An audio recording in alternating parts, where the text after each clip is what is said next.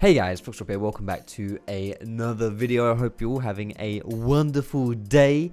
If you're not, well, we've got something quite special planned for you today. So if this doesn't fix you up, then I don't know what will. So a few days ago, or like a week ago or something, I was scouring Reddit as I often do, and I saw this thread that was spotlighting this Korean player. And it wasn't just any old Korean player. This guy had the weirdest OP.GG that I have ever seen in my life.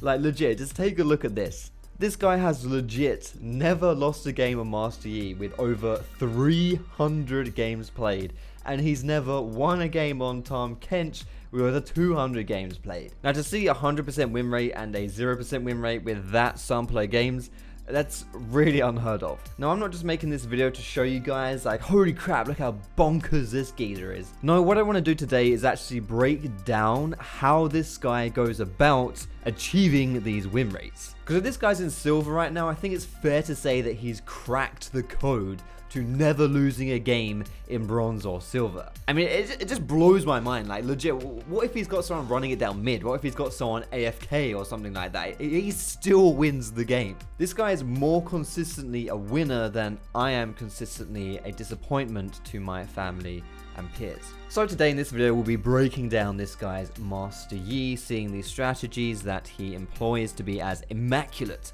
as he is, so that hopefully you can go into your games and do the same to similar success. And the reason why we're only breaking down his Master Yi is because his Tahm Kench is, well, it's interesting.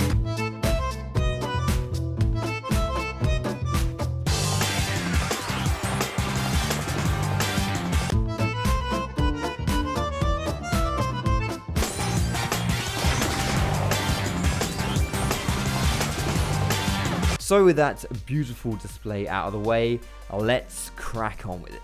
First things first, the runes, masteries, and summoners. This is what you're going to want to run. I'm just going to pause for a little bit here so you guys can take that cheeky screenshot. Alright, you sorted? Okay, let's move on. Your first strategy starts right off the bat at level 1 with your initial jungle clear. You're going to want to start at the enemy's topside jungle. So you want to invade the enemy jungle, take away that topside buff, then move on to the mini camp. Once you're finished with that, chuck a little ward down, retreat into the river where you take on the scuttle crab, and then continue clearing your jungle as normal. This geezer does this clear literally every single game, and it's really effective because it means that right off the bat, you're on an advantage over the enemy jungler. Because this is relatively low elo as well, the enemy team doesn't have the coordination to prevent this play from happening, and also the enemy junglers don't really have the knowledge of how to efficiently get back into the game once they've been put behind like this. With this advantage, it means that if you want to make some aggressive plays later on down the line, you'll always have that advantage over the enemy jungler. So if you're invading, you have a high chance of killing him and a low chance of being stopped or killed yourself. The second point to note about our Master Yi god is to do with his playstyle. He's very hoes before bros. No, not that kind of hoe, this kind of hoe. Yes, farming is the name of the game. Before you get your Blood Razor, heavily prioritize those jungle camps. The only exception being if you see the enemy players in a position where they are 100% an easy kill for you. So if someone's like really overextended, they're low on health, and you can mop them up, or you can set up a counter gank, for example. Unless you see those situations, just heavily farm your jungle. Don't feel bad if you don't feel like you're having an immense amount of impact at this stage of the game. Don't you worry, you'll more than make up for that later on down the line. In addition to this, his whole kind of general playstyle is pretty selfish. He doesn't go for dragons unless it's an infernal dragon, for example. He's also pretty quick to soak up minion waves if, for whatever reason, his allies aren't in lane. The next observation about how our Wuju guru plays is he puts a high emphasis on counter jungling. Specifically, if he sees the enemy jungler show up on a different side of the map, he'll invade the other side. So for example, if he sees the enemy jungler show up at bot lane, he will invade the top side of the jungle and just take away everything there. What's good about this playstyle is it allows Master Yi to still grow in strength in the way that he wants to by farming, but it also puts the enemy jungler really far behind. So this means that if the enemy jungler wants to actually be useful in this game, which chances are he does want to be useful, he's gonna have to get lucky and get those successful ganks off. Because hey, he's not going to get any gold or experience from his own jungle because you've already taken it away from him. As a side note, by the way, this kind of playstyle in general, like regardless of who you're playing, is really good for solo queue because it means that the enemy jungler is most likely going to be weaker than you are, which in turn means that whatever kind of play you make, it has a high chance of being successful because you don't really have to worry about the enemy jungler and what he might be able to do. On top of that as well, the weaker the enemy jungler is, the easier it is for your laners to go about their business untouched.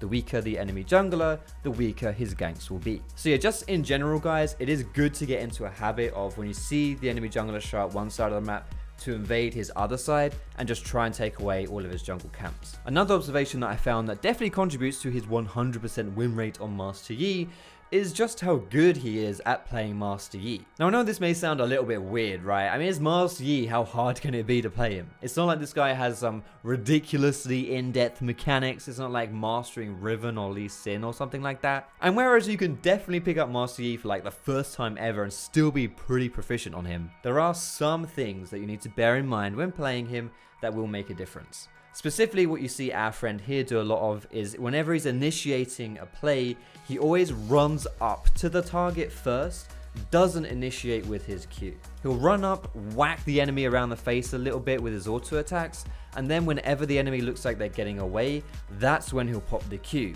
He uses it to chase, not to initiate. On top of that as well, whenever he's executing dives, he always starts by tanking the tower, does a few decent hits, and then we'll use Q to drop the tower aggro. I find that specifically is actually quite important because tower diving, especially in lower elo, can be really effective. Basically, lower elo players will think that if they're standing near a tower that they're just 100% safe, when in actuality, oftentimes you're not. So people are basically just sitting ducks under their tower, and if you can execute these tower dives, you snowball the game really hard. Now, everything that I've mentioned so far has been pretty relevant as far as it goes for the lane phase.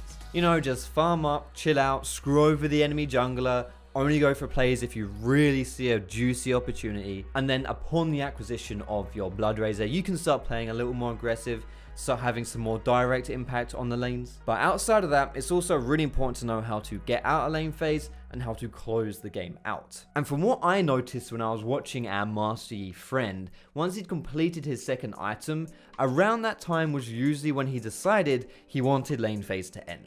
And if you want to use the general definition that lane phase is more or less over once towers start falling down, then quite simply, you've just got to look for ways to make that happen, right? Thankfully, by design, Master Yi is an absolute sledgehammer of a champion.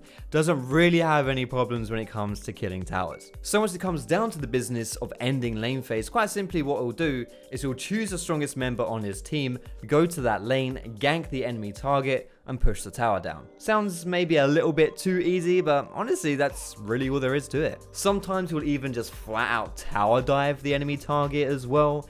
Usually he'll only do this though if the enemy is a squishy champion, or if he sees the enemy jungler show up on the other side of the map, so there's no one there to counter the dive.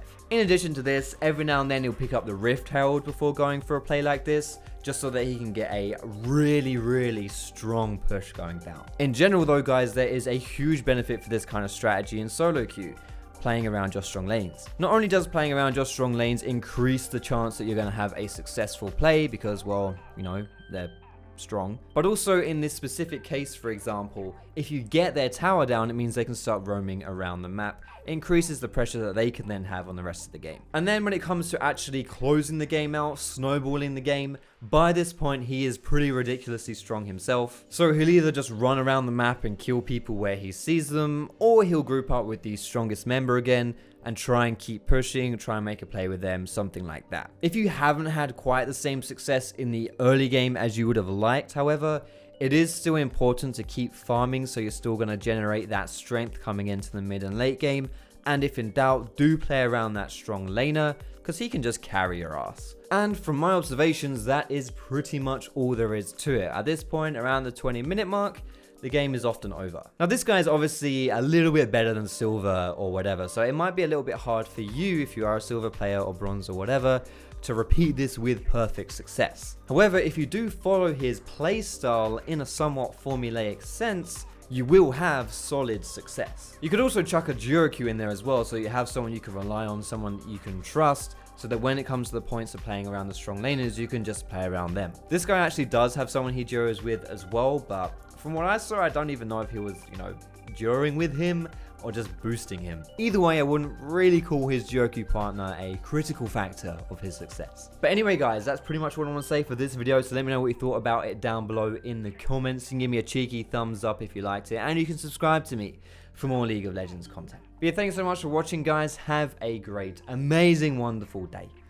and I will see you in my next video.